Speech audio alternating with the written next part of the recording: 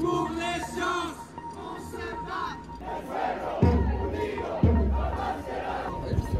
Vous verrez pas très souvent des scientifiques manifester dans la rue. Quand ça arrive, c'est en général que la situation est plutôt grave. La dernière fois, c'était pour la marche pour la science.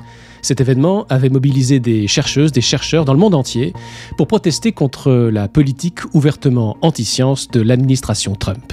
On était alors en 2017. En 2025, réélu, le même Donald Trump poursuit son attaque contre les sciences avec encore plus de violence. Il a commencé par s'entourer de personnalités qui ont un rapport, on va dire, problématique aux faits scientifiques, le cas le plus flagrant étant Robert Kennedy Jr., nommé à la tête du département de la santé, malgré ses prises de position contre les vaccins. I do believe that autism does come from vaccines. Et dès son entrée en fonction, Donald Trump prend des décrets présidentiels tous azimuts. Over the past 6 weeks, I have signed nearly 100 executive orders. Executive order. Executive order. Executive order. Executive Order. A blizzard of executive orders. I mean, on January 20th, he immediately started signing the executive orders, and it just felt like a bomb went off, and we all knew that it was going to be bad, but I don't think we understood how swiftly and how quickly and how bad it would get as quickly as it did. Cette chercheuse s'appelle Colette Delawa. Elle est en 3e année de thèse en psychologie à l'université Emory à Atlanta. It was scary. We were all really angry. I was very angry. I think that it became really obvious to me that, we needed to do something. Ce quelque chose, ce sera le mouvement Stand Up for Science, lancé par Colette Delawa et une petite équipe de chercheuses et de chercheurs très motivés autour d'elle. En seulement quelques semaines, ils ont réussi, vendredi 7 mars, à organiser un rassemblement gigantesque dans une trentaine de villes aux États-Unis, réunissant des milliers de femmes et d'hommes de science, de toute discipline, de tout statut, accompagnés de citoyennes, de citoyens, pour protester contre ces attaques antiscientifiques. À vrai dire, les décisions de l'administration Trump sont si nombreuses et si variées dans leur forme que ça peut donner le tournis, c'est d'ailleurs l'effet recherché. Alors dans cette vidéo, sans prétendre du tout faire le tour du sujet, je propose de revenir sur la nature de certaines de ces décisions, sur leurs conséquences concrètes sur la recherche et le fonctionnement de la démocratie, mais aussi sur la façon dont commence à s'organiser aux États-Unis, en France et en Europe, la résistance à ce qu'il faut bien appeler une vague d'obscurantisme.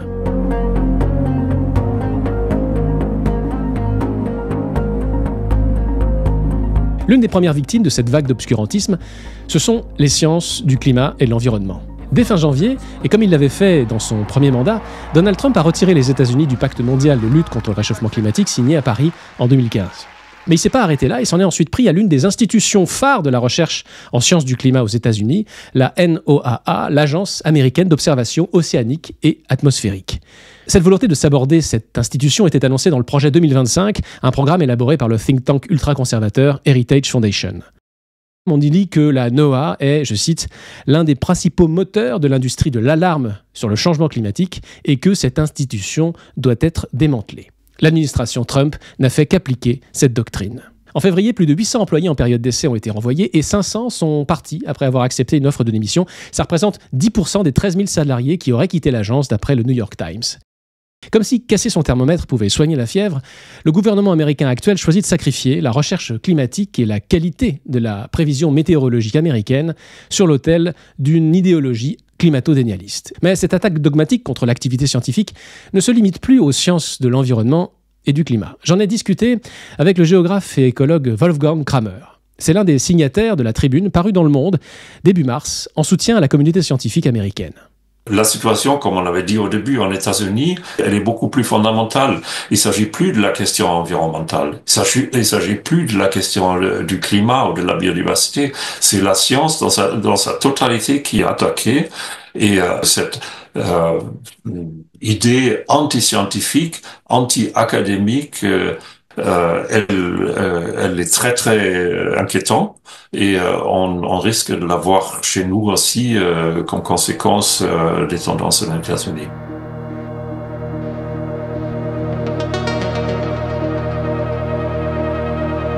Pour mener à bien cette guerre globale dès son arrivée, l'administration Trump s'est attaquée aux ressources financières des institutions de recherche et des universités. À vrai dire, on pouvait s'y attendre. En 2021, celui qui devait devenir le vice-président des États-Unis tenait déjà ce genre de propos.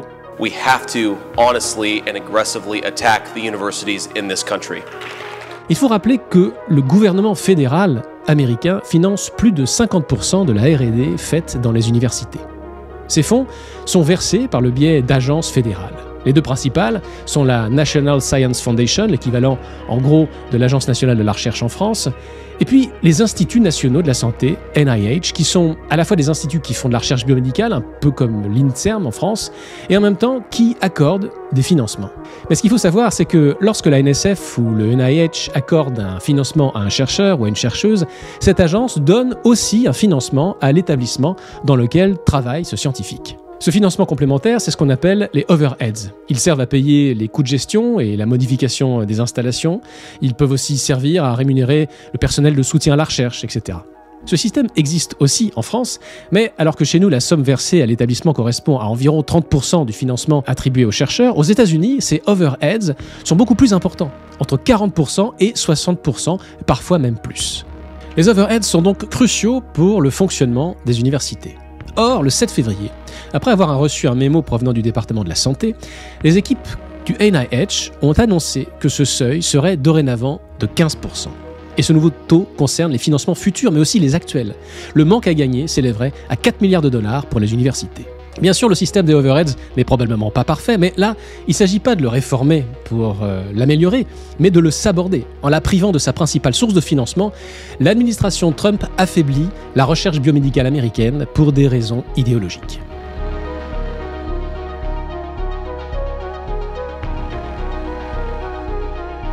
Cette diminution des budgets s'est aussi accompagnée d'une pause dans les financements. Par exemple, près de 16 000 demandes de subventions qui devaient être examinées par le NIH pour un montant d'environ 1,5 milliard de dollars ont été mis en pause. L'incertitude des chercheuses, des chercheurs, en particulier des jeunes chercheurs, est à son comble. À ça s'ajoutent des licenciements tous azimuts. J'ai déjà parlé de ceux de l'Agence américaine d'observation océanique et atmosphérique, mais le département américain à la santé licenciait aussi de son côté près de 5200 salariés en période d'essai, avec un impact direct sur le NIH, où 1 millier d'employés recevaient un avis de licenciement du département de la santé américain. Pendant ce temps, la Fondation nationale pour la science licenciait 168 personnes, soit 10% de ses effectifs, tandis que le Center for Control Disease renvoyait environ 700 collaborateurs, avant de demander tout récemment à 180 d'entre eux de revenir immédiatement. Pour combien de temps, on ne sait pas.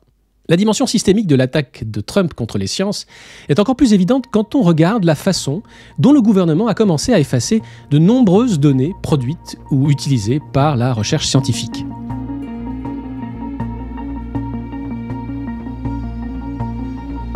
Sans surprise, à la suite des Executive Orders, la notion de changement climatique a été gommée de nombreux sites internet, à commencer par celui de la Maison-Blanche.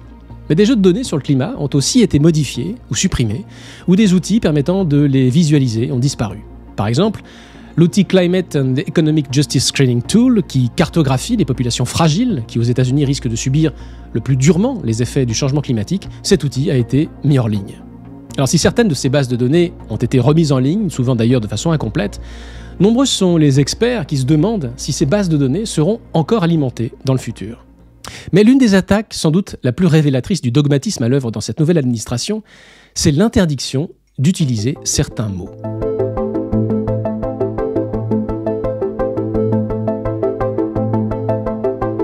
En compilant plusieurs documents gouvernementaux, le New York Times vient de publier une liste de termes, sans doute pas exhaustive d'ailleurs, que les agences fédérales ont dû gommer de leurs documents et sites officiels ces dernières semaines. Au total, des centaines de mots ont été supprimés.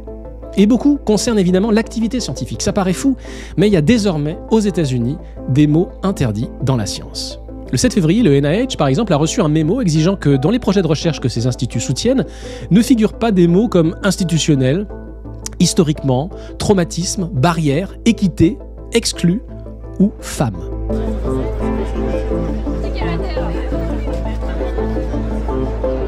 À Toulouse, j'ai rencontré la chercheuse Sandrine Costamagno, l'une des organisatrices de Stand Up for Science France. Ça, c'est des mots, enfin une partie des mots interdits en fait par l'administration Trump.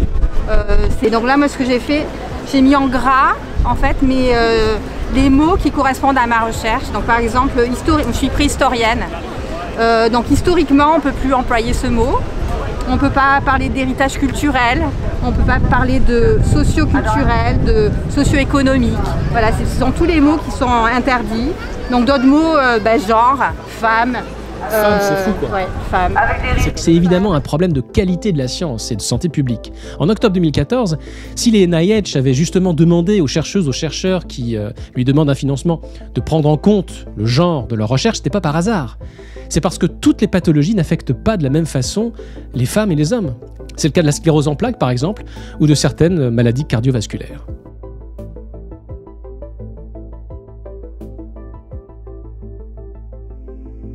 Dans ce même esprit de chasse aux sorcières, le 11 février dernier, le sénateur Ted Cruz a publié une liste de 3476 financements suspectés d'être un vecteur de, je cite, wokisme. Cette chasse aux mots, cette traque d'idées considérées comme nuisibles, s'accompagne d'un début de contrôle dans la communication des scientifiques. La chercheuse Kate Calvin, brillante scientifique en chef à la NASA, a eu l'interdiction de se rendre à la session plénière du GIEC où devait être décidée la structure des prochains rapports. La NASA vient d'ailleurs d'annoncer son licenciement pur et simple. Mais il y a plein d'autres exemples. Des scientifiques de la NOAA ont reçu l'ordre d'obtenir une autorisation préalable avant de pouvoir parler à leurs homologues à l'international. Des chercheurs du CDC n'ont plus le droit de co-signer des articles avec le personnel de l'OMS, etc., etc. Olivier Bernet est astrophysicien. C'est l'un des principaux organisateurs de la manifestation Stand Up for Science qui s'est déroulée partout en France vendredi dernier en soutien aux manifestations de scientifiques américains. S'il s'est engagé dans l'organisation de cette mobilisation, c'est aussi pour dénoncer ce climat anxiogène, ce climat délétère. Je dirais plus que les décrets, c'est son comportement, c'est-à-dire les prises de parole qu'il a pu avoir. Par exemple, quand il dit que si des collègues aux États-Unis sur les campus se mettaient à manifester, ça pourrait être considéré comme illégal et il pourrait être expulsé, il pourrait être mis en prison. Donc c'est vraiment des menaces extrêmement graves. Cette volonté d'intimider la communauté, c'est vraiment pour moi typique de l'autoritarisme, quoi. Et donc ça fait vraiment peur. Toutes les décisions prises par la nouvelle administration américaine auront un impact sanitaire, social et environnemental. Et devinez qui, des publics aisés ou défavorisés, en paieront le plus les conséquences. Ces décisions risquent aussi d'épuiser rapidement le vivier des nouvelles générations de chercheuses et de chercheurs. La résilience de la communauté scientifique a ses limites. Depuis une dizaine d'années, Jean-Philippe Berthaud est associate professor à l'université de la ville de New York. En gros, c'est un grade qui correspondrait en France entre maître de conférence et professeur des universités. Je pense notamment à un de mes jeunes chercheurs qui est un garçon brillant, très brillant, qui postulait cet été sur ce qu'on appelle des REU, qui sont des programmes de recherche pour les jeunes d'été, qui vont dans des campus, ils vont sur des campus pour faire des recherches et les former à la recherche pour qu'ils acquièrent de nouvelles compétences. Et sur tous les programmes sur lesquels ils voulaient postuler, les 3 ont fermé. Donc il ne peut plus postuler à ces programmes-là. Voilà l'impact, le premier impact de ces très concret sur la vie de mon labo. Et donc en fait, au-delà de la conséquence, on va dire, financière et scientifique, c'est l'impact moral qui est aussi important. C'est-à-dire que ça démotive un peu tout le monde. De plein de façons, les décisions de Trump ont aussi des effets négatifs sur les collaborations internationales. Elles en ont déjà, par exemple, sur le programme Fulbright, un important système de bourses d'études américain qui soutient des chercheuses, des chercheurs partout dans le monde, mais qui connaît actuellement des retards d'allocation.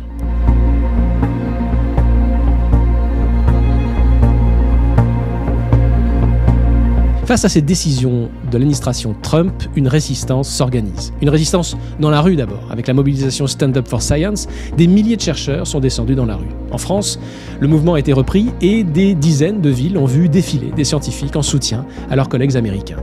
La résistance s'organise aussi sur le plan pratique. Des collectifs s'organisent sur les réseaux pour échanger des bonnes pratiques, des conseils juridiques. D'autres luttent tant bien que mal contre l'effacement des données. Une longue bataille juridique a aussi commencé.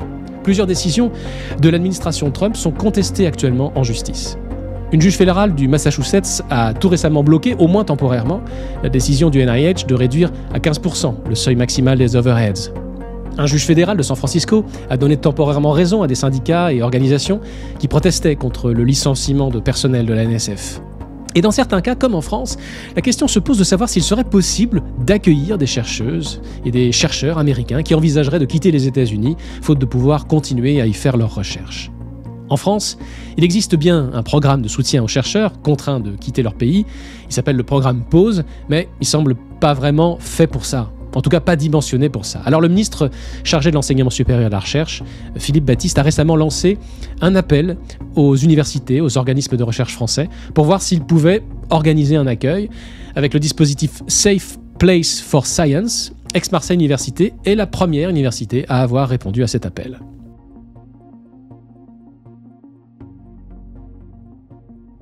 Bref, face à cette attaque inédite contre les sciences, après la sidération, se mettent en place des actions. Mais au moment où je tourne cette vidéo, on ne sait pas quelles décisions seront finalement suspendues ou invalidées. Peut-être que la bataille juridique qui commence forcera l'administration Trump à revenir en arrière sur certaines d'entre elles. Peut-être que les mobilisations de scientifiques éveilleront les consciences d'une partie de l'électorat de Trump et obligeront le gouvernement américain à reculer sur certains de ces sujets. Peut-être que les élections de mi-mandat de 2026 changeront la donne, au moins en partie.